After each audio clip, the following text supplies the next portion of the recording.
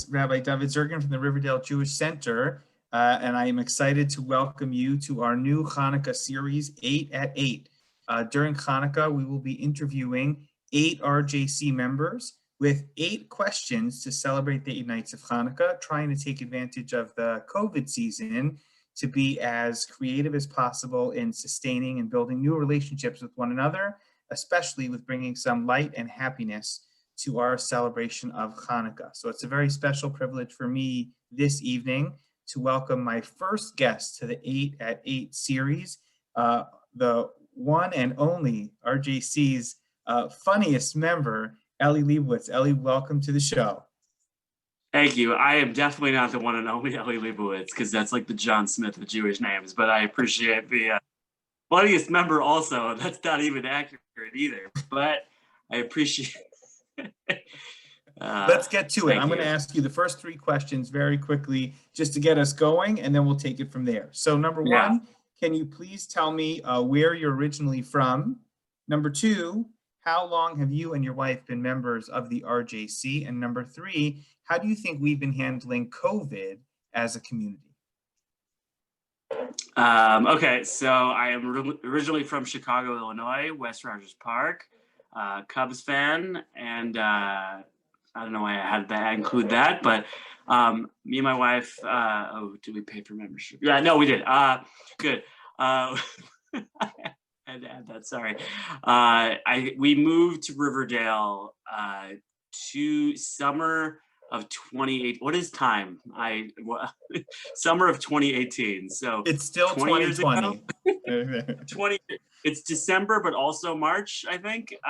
Pesach was yesterday, but also in 3 months. I don't really know how this works. And in terms of, so I guess 2 years we've been here, and members. Because also my in-laws made Aliyah, so we really didn't have anywhere to go for Rosh Hashanah. And you actually had me for a meal Rosh Hashanah, however long ago. 2 Rosh Hashanahs ago, that's right. 2 Rosh Hashanahs ago, right. And in terms of handling COVID as a community, I've actually been saying to a lot of people that I'm really proud to be in Riverdale during this whole thing, not just because there's grass and playgrounds, but also because I think Riverdale has actually done a really, really great job of being a really great example of like a frum community that's like, hey, we're taking this very serious. We're not going to make exceptions about our Judaism, and like we're going to do everything we can, but also safely in a really responsible manner, and not do anything too rushed, too hurried. Even when I think the initial official guidelines were like kind of lessened around Pesach or a little after that. People, some places were like, yeah, we're gonna have a minyan right away, and RJC was like, no, we're gonna follow the OU guidelines and like wait a little more time just to be safe about it. And I just feel very comforted, like when I daven and Shalom Rosh Hashanah and Yom Kippur, and like they've been great about everybody wearing masks, and I just felt like very safe, and like you're doing things the right way. So shkoyach. Amazing. Okay, so celebrating holidays with family can create memories that last us a lifetime. So can you share any specific memories of Hanukkah from your childhood? So my family used to go to my grandmother's in Glencoe, Illinois, which for people from the 5 towns is just another city. No, I'm just kidding. But we go to my grandmother's house in Glencoe, and it was like my mom's, her brothers and sisters, and there was always just like, I don't know, I always got excited because there was always like presents on like the mantle, but which I guess is the closest thing to Christmas, I have to say. We don't really have, I think the non-Jewish version of like, non-Jews when they're kids, they eventually find out there's no Santa Claus. I don't think the Jews really have that, except when you find out like that Deaf Men in the Stiebel is really just a cover of Blind Men in the Bleachers. Sorry if I ruined that song for people, but so I just remember this excitement of going, to my grandmother's house with like my cousins. I think we'd play dreidel. And I think one of my uncles would give like $20 to everybody. So it was always like, you're like, oh, I'm going to cash in. This could be great. And like having presents. And it was just a really nice moment, especially, thinking about how many holidays this year has been kind of lacking. So that was really fun. Hanukkah at home, I think, is going to be amazing this year. It's really been all about home. So bringing Hanukkah, back into the house and focused on our homes with our menorahs out the window is going to be perfect. It's really going to be perfect. Yeah, yeah, and well, I mean, I have a 3-year-old son in addition to a baby, but like the idea every time we're like, all right, let's buy something, and we're like, let's just save it for Hanukkah, and then but then he's gonna be like, why did you give me these socks on day 6? But yeah, it'll be nice. Socks are classic Hanukkah celebratory gift. Okay, that was question number 4. Let's move on to question number 5. Many people know that you are a professional comedian. If they didn't know that, I think 6 minutes into this video, they have a pretty good sense of it. What's the best COVID joke that you have heard so far? And have you written any COVID jokes that you might be willing to share with us? Sure. I mean, well, you also didn't introduce us as a comedian. You said he's the funniest member. Oh, he's a cardiologist. Oh, wow. Hey, this guy is a funny No, I was, so in terms of best COVID joke I've heard, that one, I have to do the jokes I've said, because I've written a lot of my own where I'm just like, okay, like I do a lot of shows for Jewish organizations, and they always try to get you to do stuff, and they always try to be like, hey, can you please do this for us? We can't pay you, pay you in jelly donuts. Like, that's all we can do. Like, and the word they kind of say this thing where they say, it'll be great exposure. And during COVID, you gotta be really careful. It's like, it's great exposure. Like, I don't think I can do it. No. You'll go viral. Your name will spread everywhere. I'm like, that's it. I can't. I'm not. So that's something that I've been saying. But also, something about the mask guidelines. I know RJC's been very good about masks, but I think in the beginning, they really, in general, they kind of told everybody that we didn't have to wear masks. They said only essential workers had to wear masks. And then one day they were like, no, everyone should wear them. And I said, I just don't think that's fair to change the rules on us on a dime like that. It's kind of like my from day school growing up was like, don't talk to girls. And then one day they're like, why aren't you married? Like, I don't know. So those are a couple of COVID related jokes. For what it's worth, after tonight, I think you're going to be a super spreader. That's my personal opinion. Oh boy. Rabbi jokes. We may not give sermons, but we're still making jokes, for better or for worse. Okay. That was question number 5. Let's go on to number 6. I still remember this actually very clearly. It wasn't so long ago that you guys had a baby girl, and you named her outdoors on the veranda of the RJC. So how do you envision retelling this story to her when she's old enough to understand it? Well, we named her Riverdale Jewish Center Lebowicz, so it's pretty practically writes itself.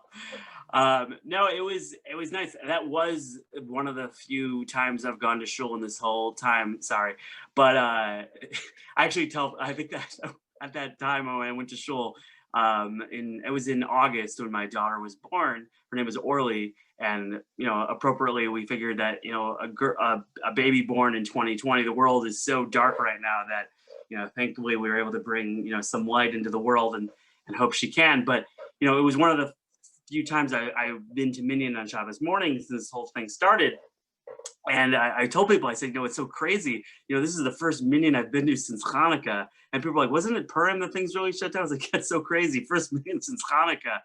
And so it was a really special moment because, talk about unprecedented, unprecedented thing. Like, literally, she was named with 12 people in masks. If she was cognizant, she'd be, what is going, she was born on Tu B'Av, but the joke I said is that she was like, why is everyone still acting like it's Tisha B'Av right now? And she was born 8 days late because she knew it was 2020. She's like, what's the hurry? We have to get out of here.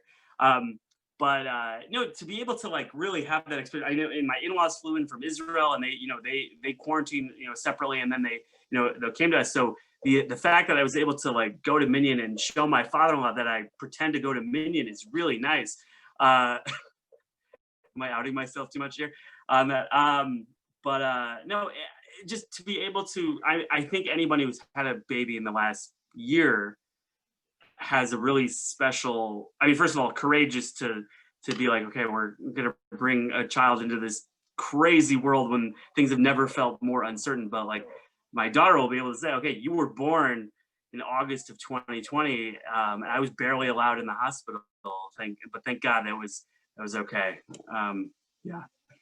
Your wife survived without you. That's what you're trying to tell me. No, I was there. I was there for it. I when my son was born a few years ago, one of the jokes I say is that my wife was born. My son was born my wife was due on a Thursday, but she had the baby a few days late because her family's part Chabad. And that one I'm joking. But somebody called me. She was doing it on Thursday. Somebody called me that night to do a comedy show 2 nights later, Saturday night. And I said, I can do the show. I just want to let you know my wife is due with a baby in any moment. And if she goes into labor, I'll have to find a backup. And I'll just tell him what hospital to go to. So I was there for the births of both of my children. And in fact, we actually brought my daughter and son both home from the hospital, and we checked my mailbox, and there was already a bill for yeshiva tuition. So very impressive that they did that. Okay, speaking of yeshiva, not at all. COVID itself has been very challenging in a lot of ways, and physically staying at home, sitting on the couch, working from your desk, not having to commute into the office has been a challenge. It's only going to get worse. Hanukkah is the season of donuts and latkes and other kinds of fried foods. How are you staying in shape through these 8 crazy nights? And maybe how are you staying in shape in general? I reject your premise that you are staying in shape. I mean, to be fair, Hanukkah purposefully, I mean, I don't know if this is in the Gemara somewhere, but Hanukkah is the battle against Greek culture. And the Greek culture is all about man being in prime physical shape. So on Hanukkah, we eat oily foods to make sure we actually don't become like the Greeks. So, I think that's on purpose. That's definitely not a Gemara, by the way, but it's fine. I was thinking that it doesn't work in Hebrew, but the word Greece is so important in Hanukkah. I have no idea. I think it's a Beis Yosef. I said the Beis Yosef is 101 ways to spell Hanukkah. That's a really deep joke for you and like one other person. But the truth is I was on paternity leave from my day job after my daughter was born. So I actually bought a bike. It was impossible to find a bike. So I actually bought a bike from a bike shop in Yonkers, and I went bike riding a ton. And that was really a great way to not get more weight and just at least keep the chins that I have. Also, Zoom, in addition to adds 10 pounds, it decreases 6 inches of hair, right? That's also one of the things, right? I just think you continue to be a great role model for our community, finding creative ways to stay in shape with the 2 kids and everything else you're doing. It's fantastic, really fantastic. Thank you. I mean, I'm not even a Hagba guy. I'm a Glila guy, and that's you really maybe after COVID you'll finally be the Hagba guy. That might just happen. No, it's not who it's just not who I am. It's not part of my identity. Okay, I've taken enough of your time tonight, but it's good for exposure, I guess. So I want to round it up tonight with one final question, our 8th question for Eli Lebowicz for Hanukkah at the RJC. Shul has been closed more or less for a very long time. How has Shul being closed affected your life? I mean, so it's interesting because my